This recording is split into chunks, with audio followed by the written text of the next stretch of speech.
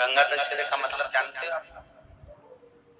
केवल गंगा जी का नाम ले लेने से, एक लोटा जल शंकर भगवान को आज समर्पित कर देने से, या गंगा जल का एक जरा सा छींटा शरीर पर पड़ जाने से 10 पापों से मुक्ति मिल जाती है। दशहरा का मतलब है 10 पाप से मुक्त।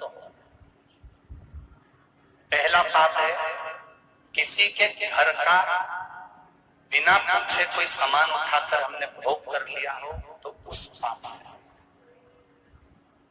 गंगा दशहरे के 10 पाप से मुक्ति दिलाता है गंगा दशहरा। दूसरा, किसी ब्राह्मण, किसी गुरुजन को मुख से अपशब्द कह दिया हो, तो आज ही का दिन है जिस दिन पाप कर्म से मुक्ति मिल जाती है।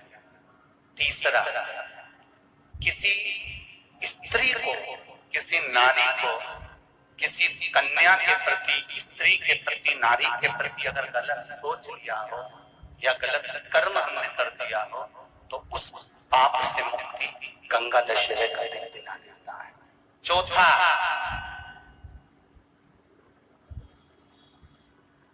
रजो धर्म धारण करने वाली नारी, रजस्वला स्त्री के हाथ का बना हुआ अगर हमने भोजन ग्रहण कर लिया है, तो आज गंगा दशहरे का दिन ही ऐसा रहता है जिस दिन उस पाप से हमें मुक्ति मिलती है। पांचवा, किसी के यहाँ सूतक जानते हो या सावड़। सूतक का मतलब होता है किसी के यहाँ कोई मर गया और उसके यहाँ का तुमने भोजन या पानी ग्रहण कर लिया। सावड़ का मतलब होता है किसी के यहाँ बच्चा हुआ, तुम्हें मालूम नहीं था, उसके घर का 8 दिन का 10 दिन का तुमने भोजन या पानी ग्रहण कर लिया। सूतक या सावड़ का भोजन या अन्न पानी ग्रहण कर ले, तो 5वें नंबर का गंगा दशहरे का वर्णन करता है कि 5वां पाप, इस पाप से भी लोगों को मुक्ति मिल जाती है। 6ठे नंबर का वर्णन आया, किसी मंदिर की जगह पर या धर्म की जगह पर अपने अपना कब्जा कर लिया हो या धर्म की जगह को अपना बना लिया हो, तो उस पाप से मुक्त होने का एक साधन 6ठे नंबर का। 7वें नंबर का, झाड़ू लगाते समय, बुआरी लगाते समय छोटे छोटे जीव झाड़ू के नीचे मर जाते हैं, तो उसके पाप से मुक्ति गंगा दशहरे का दिन दिला जाता है। 8वें नंबर का, 8वें नंबर, जिस समय हम भोजन ग्रहण कर रहे हो और हमारे दरवाजे पर कोई व्यक्ति आकर बैठा हुआ है और हमने उसको भोजन का नहीं पूछा या उसका मुख झूठा ना कराया, तो उस दोष से वंचित हो जाए, उस दोष को समाप्त कर दे, तो गंगा दशहरे का। 9वें नंबर का, बेटी की शादी करी और बेटी की शादी करने पर बहुत सारा कन्यादान आया। उस कन्यादान में साड़ियां ज्यादा आ गई, सामान ज्यादा आ गया, मिक्सर 2 सेट आ गए, डिनर के 2 सेट आ गए, और मायके वालों ने 1 सेट अपने घर में रख लिया और उस मिक्सर में खूब सामान पीस के खाया, खूब निपटाया। बेटी के कन्यादान का सामान घर में रखकर उसका भोग करने पर जो पाप लगता है, 9वें नंबर का कहता है गंगा दशहरे का दिन उस पाप को धो देता है।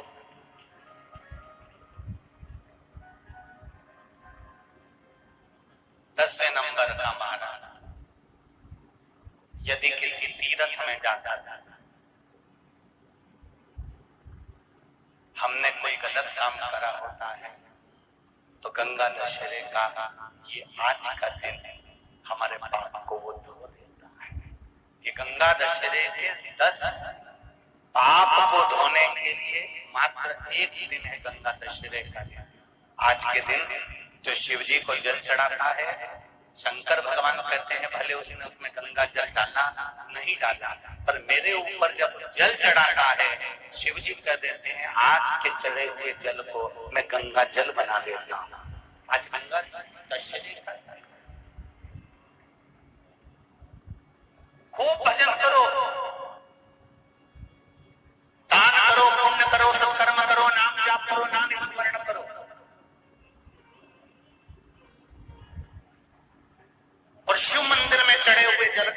सा सिंचन जरूर करो। श्री शिवाय नमस्तुभ्यम। हर हर ना बन महादेव। सके भगवान का भजन करो, नाम लो, कभी नाम लेने में मत थकना। दूसरा,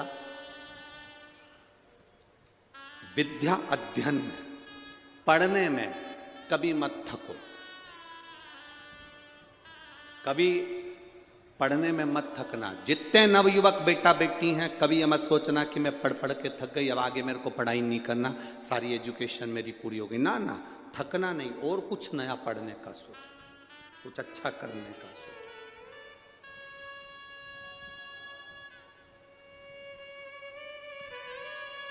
तीसरा,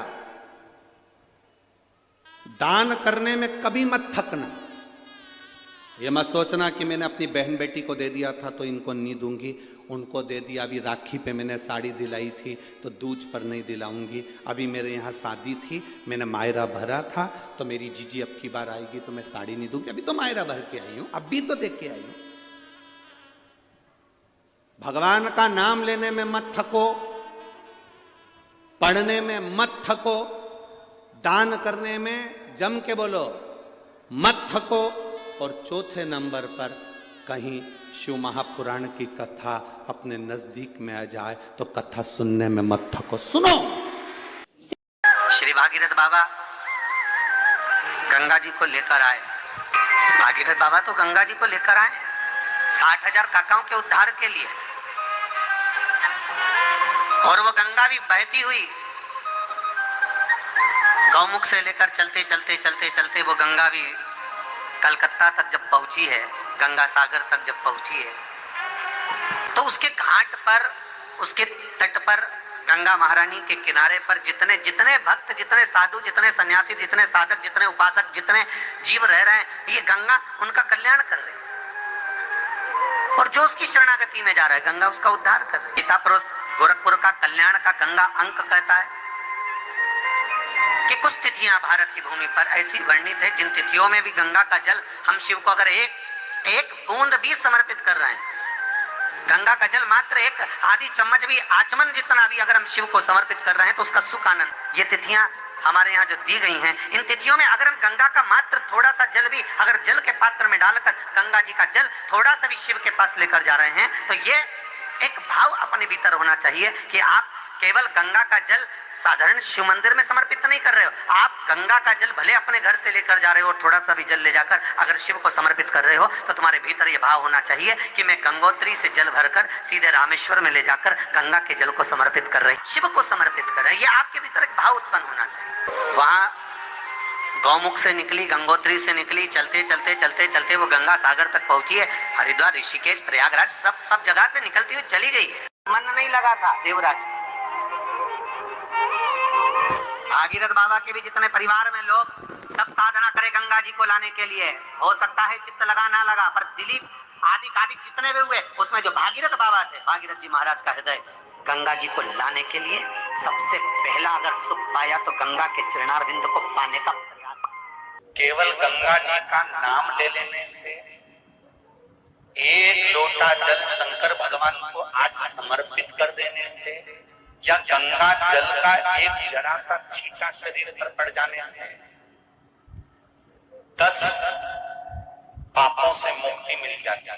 पाप को धोने के लिए मात्र एक दिन है।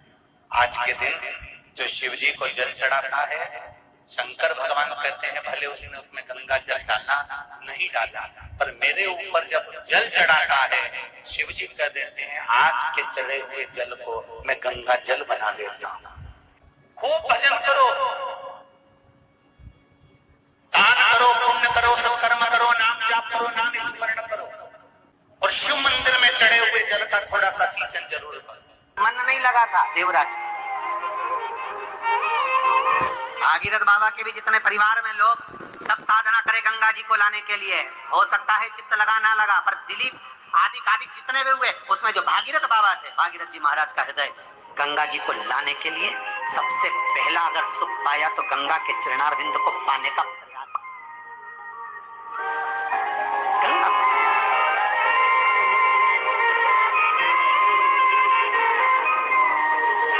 गंगोत्री से कुछ किलोमीटर मीटर की दूरी पर गौमुख है, जहां से गंगा का जल निकलता है।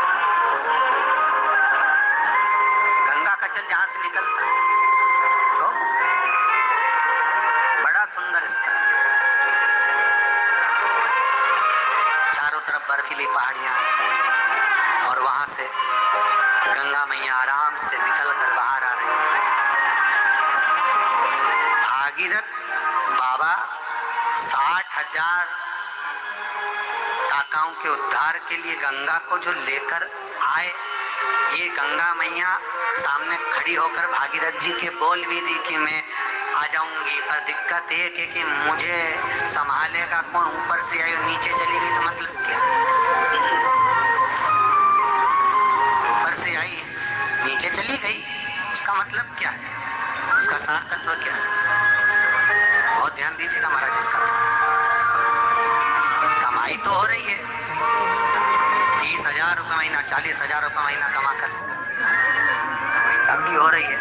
30-40 हजार रुपये महीना आप कमा रहे हो, 50,000 रुपये महीना, 1 लाख, 2 लाख, 4 लाख रुपए आप कमा भी रहे हो, पर आया चला गया, उसका क्या करोगे?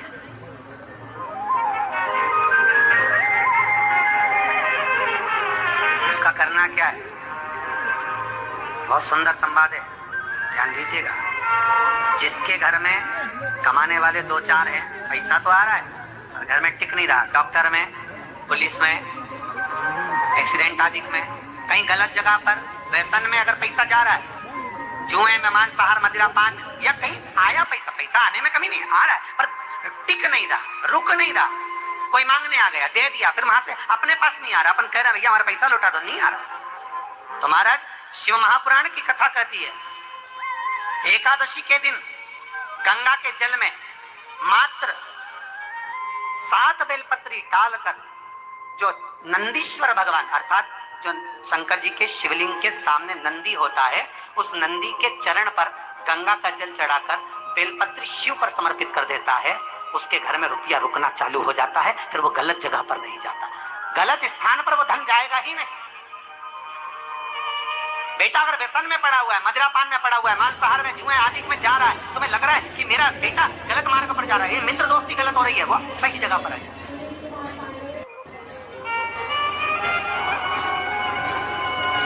करना है एकादशी,